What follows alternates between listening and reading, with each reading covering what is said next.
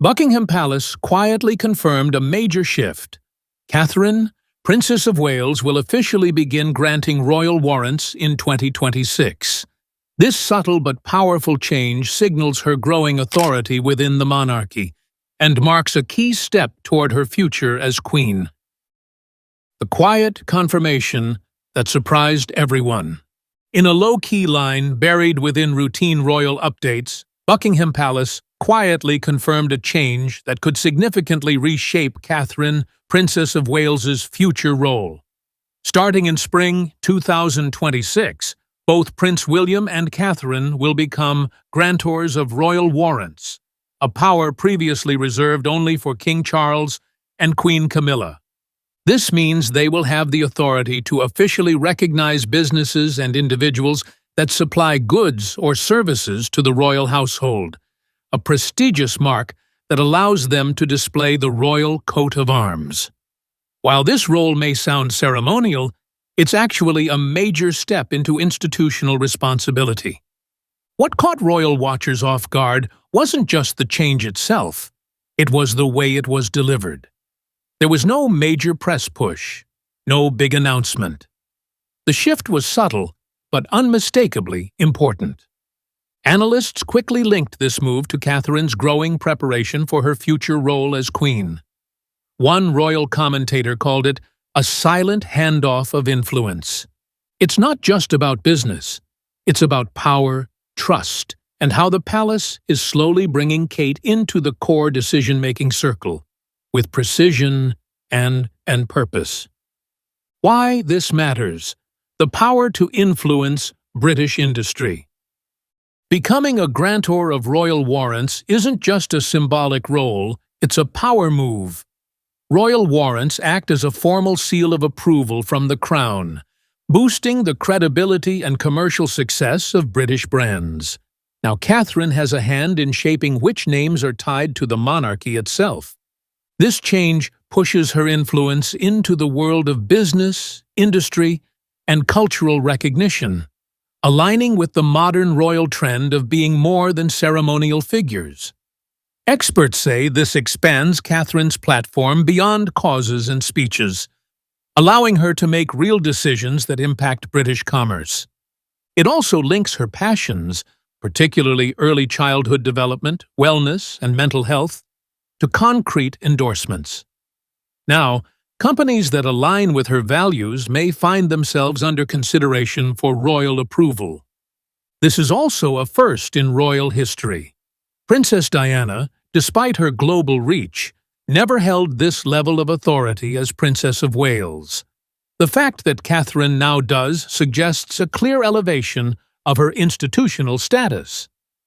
One analyst put it bluntly, Kate isn't just being seen anymore, she's being heard, and she's being trusted with power. Behind the scenes, why the palace approved the change. This wasn't a random decision. Palace insiders say the change was part of King Charles III's long-term strategy to evolve the monarchy while reinforcing continuity. With his own health under close watch, there's been increasing momentum to empower William and Catherine. Not someday, but now. The palace describes this as a planned transition, not a sudden shift. However, the timing, coming after Catherine's public return post-cancer, carries weight. It shows that her role isn't just resuming, it's expanding. Her well-established track record in charity, advocacy, and public service made her an ideal candidate for this deeper responsibility. This is also about modernizing the Crown's relationship with the public. Analysts say this move reframes the monarchy not just as a symbol of tradition, but as an active supporter of British excellence. And Catherine is now central to that mission. Behind closed doors, this was about more than logistics. It was a quiet signal of succession planning, carefully structured to introduce Kate's authority without overwhelming her current schedule.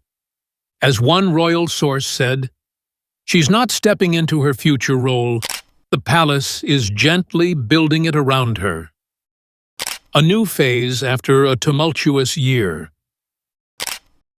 The decision to expand Catherine's role marks more than an institutional change. It marks a personal transition. In 2024, her public battle with cancer forced her into a long absence. Her gradual return in 2025, following news of remission, was met with global support but cautious pacing. This new duty, tied directly to royal authority, is being widely interpreted as her official restart. It's not just a return to visibility. It's a return to influence. After months defined by recovery and retreat, Catherine is now stepping back into the spotlight. Not with glamour, but with gravitas. Being granted warrant authority signals that the palace sees her as capable, trusted, and ready to lead in ways that go beyond ribbon-cutting and photo ops. It also reflects confidence in her long-term role within the institution. This isn't a temporary duty. It's a permanent expansion that reflects both her growth and the palace's faith in her future. Royal watchers are calling this the beginning of Kate's second chapter, one built not just on symbolism, but on substance and strength. The symbolic weight of the role expansion. While the warrant-granting role comes with administrative weight, it also carries deep symbolic meaning. This is about more than paperwork. It's about what Catherine represents. By giving her the power to officially endorse businesses, the palace is positioning her as a figure of taste, judgment, and national alignment. She's no longer just reflecting royal values, she's helping define them. Grantors of royal warrants help determine which companies are worthy of being linked to the crown, a visible signal of excellence, integrity, and legacy. Catherine's influence here quietly places her at the center of economic ceremonial power, the kind that reflects true institutional standing. One commentator called it a quiet betrothal to future power. Another noted that the role positions Catherine as a decision-maker, not just a consort in waiting. This shift doesn't scream for attention, it doesn't need to. The message is clear. Catherine is now woven into the operational fabric of the monarchy. And from this point forward, she's not just showing up. She's shaping what the monarchy stands for. What this suggests about Catherine's future leadership. The move to make Catherine a grantor of royal warrants is more than a recognition of status. It's a clear preview of her leadership style as future queen consort. Palace aides say she shares Prince William's vision for a monarchy focused on purpose-driven change. This new responsibility ties directly into her passions: early childhood development, mental health, and community well-being. Now, the companies and causes she's long championed aren't just receiving her moral support.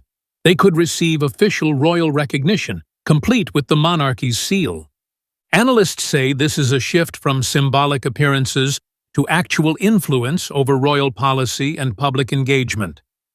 Unlike past queen consorts, who focused heavily on presence and support roles, Catherine appears headed toward a more strategic, hands-on model, with greater say in who and what the monarchy publicly endorses. This move positions her not just as a bridge to the future, but as an active architect of what the monarchy will look like in years to come. It's a deliberate investment, one that confirms the palace sees her as a leader in her own right. Public reaction showed immediate buzz. Once royal watchers spotted the quiet update, the buzz was instant. At first, the warrant announcement flew under the radar. But as headlines and commentators picked it up, social media erupted with speculation, praise, and, in some corners, concern. Fans widely praised the palace for trusting Catherine with real responsibility, calling it a sign that she's being prepared for power, not just ceremony. One post read, "This is the role she was born to grow into." Another, "Quietly building the queen she'll be." Others questioned the timing, suggesting it was a bold move so soon after her health battle. But most analysts agree. This isn't just a symbolic step. It's a functional, forward-looking shift. The buzz wasn't just about the role. It was about what the role represents. For many, this felt like the clearest confirmation yet that Catherine is being positioned for lasting, institutional leadership, and not just as William's partner, but as a powerful presence in her own right. This changes how Buckingham Palace frames Catherine publicly. The palace has always been careful in how it presents Catherine. For years, her public image was built around elegance, support, and a softly spoken presence. But that's beginning to change, and this new warrant-granting role makes that change official. Catherine is now being framed not just as a royal spouse, but as an institutional actor, someone whose decisions shape the operational direction of the monarchy. Press briefings and coverage have started to reflect this new tone. She's being positioned alongside William, not behind him. Palace messaging has also evolved. Instead of simply focusing on her fashion or charity visits, recent communications have highlighted her long-term vision, policy alignment, and now, her ability to formally endorse sectors of British society. It's no longer about showing up. It's about shaping legacy. One commentator summed it up. Kate is now being framed as essential to the monarchy's future, not just its image. Behind the scenes, how her duties are being redefined. Sources within the palace say Catherine's schedule is already changing to reflect her new responsibilities. While she continues traditional engagements, her diary now includes higher-level ceremonial roles, including events that highlight British innovation, sustainability, and craftsmanship, all connected to the royal warrant system. She's not just meeting with communities, she's now part of the process that decides which businesses are worthy of symbolic royal endorsement. This marks a major shift from routine ribbon-cutting to institutional gatekeeping. Courtiers have reportedly said that Catherine is being quietly groomed for greater influence, not with dramatic fanfare, but through strategic role expansion. She's becoming a bridge between the palace and modern British culture, acting as a consistent, values-driven figure that can evolve the monarchy's public face. This is the beginning of a redefinition of her role, her reach, and her place within royal operations, and it's happening faster than most expected. The quiet shift that may redefine the future monarchy. The palace's quiet confirmation wasn't an oversight. It was a calculated decision. By quietly expanding Catherine's role, Buckingham Palace signaled something bigger. The monarchy is evolving, and it's doing so from the inside out. Granting Catherine and William the power to issue royal warrants publicly anchors their identity as the next era of the crown. It's a deliberate message. The future of the monarchy won't just mirror the past. It will be built by two people who reflect modern values. It also subtly draws a line between ceremonial monarchy and functional leadership. Catherine is no longer simply learning by watching, she's leading by doing. This shift tells the public that legacy is no longer just inherited. It's earned, step by step. Ultimately, this isn't about titles. It's about trust, vision, and influence. And in Catherine's case, it's about how the future queen consort is being shaped, not with grand gestures, but with quiet power that's already being felt far beyond the palace walls.